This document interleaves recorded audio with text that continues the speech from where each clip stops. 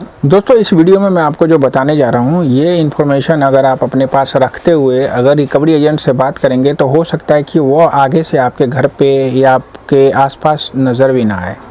जी हाँ दोस्तों, इस वीडियो में मैं आपको DRA के बारे में बताने जा रहा हूँ। अगर कोई रिकवरी एजेंट आपको परेशान कर रहा है, घर पे आके बैठ जाता है, अड़ोस पड़ोस में चिल्लाता है, तो अभी तक आप डर रहे थे, इस वीडियो को देखने के बाद आप नहीं डरेंगे, नहीं घबराएंगे।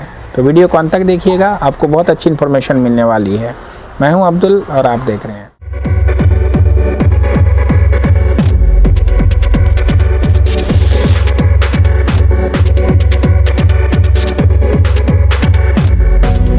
तो स्वागत है आपका एक नए वीडियो में।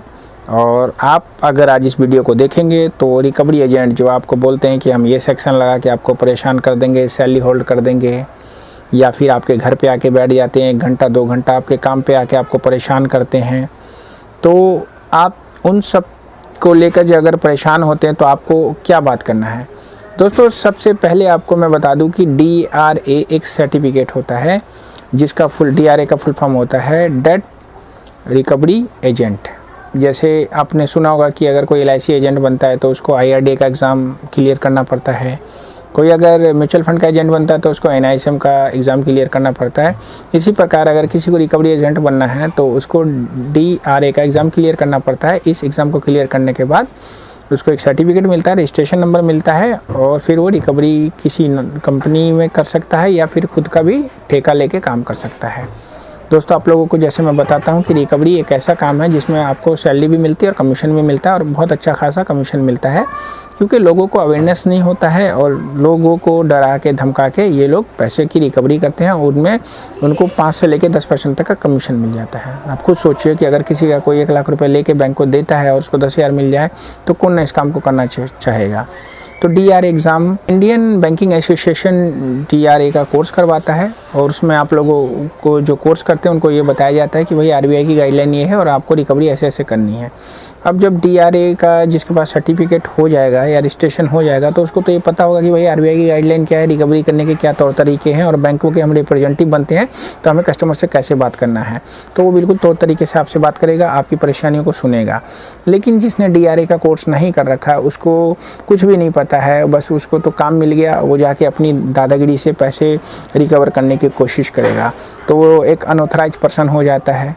ठीक है ना। अब अनऑथराइज पर्सन अगर किसी बैंक का रिप्रेजेंटेटिव बनता है तो फिर आप उसके खिलाफ क्या क्या कर सकते हैं। आप लोगों को पता है कि IPC इंडियन पेनल कोड में आपके लिए बहुत सारी चीज़ें हैं जो आप एक 420 के लिए कर सकते हैं, वही उनके लिए कर सकते हैं।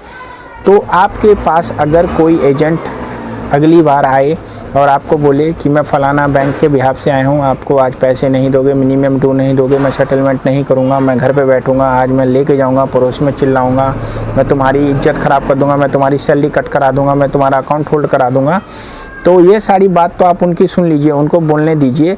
और जब वो चुप हो जाए तो फिर आप उससे ये पूछिए, भाई तू आया कहाँ से है, किस बैंक के बिहाफ पे आया है, पहले अपनी एम्प्लॉय ID कार्ड दिखा। बैंक का बंदा होगा तो एम्प्लॉय ID कार्ड दिखाएगा। दोस्तों रिकवरी वाले कभी बैंक के बंदे होते नहीं हैं। मान लो उसने अर्जी फर्जी अगर बनवा भी लिया तो नेक्स्ट स्टेप है आप बोलिए अपना आधार कार्ड दिखा, क्या पता ये तू किसी और का लेके आ गया हो। चलो उसने आपको आधार कार्ड भी दिखा दिया, तो तीसरा सब्जेक्ट जो है ये पूछने वाला, आप उसको बोलिए भाई अपना DRA का लाइसेंस नंबर दिखा। DRA का लाइसेंस जब आप उसको बोलेंगे तो वो चौंक जाएगा कि भाई ये क्या चीज़ है। जो फर्जी टाइप का रिकवरी एजेंट होगा, जो अच्छा होगा वो आपको फटाक से दिखाएगा। जब वो आपको दिखाएगा तो समझ लियो वो पढ़ा लिखा बंदा है, 10वीं पास करके ही इस कोर्स को किया जाता है। उनकी एक 100 घंटे से लेकर 50 घंटे की ट्रेनिंग होती है, अलग अलग एजुकेशन लेवल की अलग अलग ट्रेनिंग होती है। तो उसने वो ट्रेनिंग पूरी की है तभी उसको रजिस्ट्रेशन सर्टिफिकेट मिला है। तो रिकवरी के जो फंडामेंटल्स हैं, RBI की गाइडलाइंस वगैरह उसको सब पता होती है। तो फिर आप उसी तरीके से उससे बात करके आप अपने सेटलमेंट के लिए बात कर सकते हैं, और जब सेटलमेंट के लिए बात करेंगे तो फिर वो आपकी हेल्प भी करेगा। अगर वो जेन्युइन अगर रिकवरी एजेंट होगा, और फर्जी एजेंट होगा तो फिर वो आपको गाली गलौज करेगा, तौर तरीके दिखाएगा बदमाशी वाले, तो फिर आप उसके ऊपर बदमाश बन के हावी हो सकते हैं, पुलिस में कंप्लेंट कर सकते हैं, स्नैचिंग का केस लगा सकते हैं, बदतमीजी घर में घुस के अगर कर रहा है तो चोरी का भी केस लगा सकते हैं, 420 का केस लगा सकते हैं। ये सारे आपके अधिकार हैं। तो अगली बार अगर आपको कोई रिकवरी एजेंट फ़ोन पे बात कर रहा है और आपको फ़ोन के माध्यम से धमका रहा है, तो आप वहाँ भी इसकी डिमांड कर सकते हैं कि भाई आप बैंक के रिप्रेजेंटेटिव है तो आप अपनी आईडी दीजिए, हम तब आपसे बात करेंगे। जब वो इग्नोर करे तो आप उसको ब्लैक लिस्ट में डाल दीजिए, ज़्यादा बात करने की ज़रूरत नहीं है। अब ब्लैक लिस्ट करते हुए आप उसके खिलाफ अच्छा सा स्पैम वाला डायलॉग भी लिख सकते हैं कि भाई चोर है, कुत्ता है, जो भी आप लिख देंगे तो अगली बार वो अपने फ़ोन से किसी को कॉल करेगा तो पहले उसकी औकात पता चल जाएगी। तो ये सारी चीज़ों को आपको ध्यान रखना है। तो आप लोग इस चीज़ को गांठ बांध लीजिए कि आपको अगर एजेंट कॉल कर रहा है तो वो चीज़ मांगिए जो मैंने बताया है। घर आ गया है तो भी आपको मांगने का अधिकार है।